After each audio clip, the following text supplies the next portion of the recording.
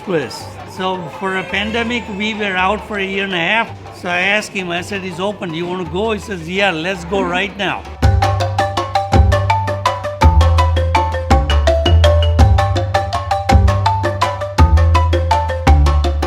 This is called the Kohl Museum. This was like our home away from home when it was open.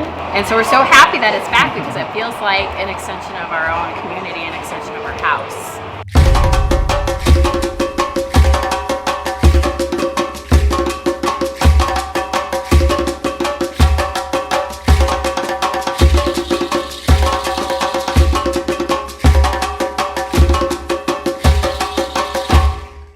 So we got to come here for a friend's birthday party, and as soon as we came, we got a membership. Yeah, and this is my first time here, and I'm happy to be at a children's museum, especially a good one.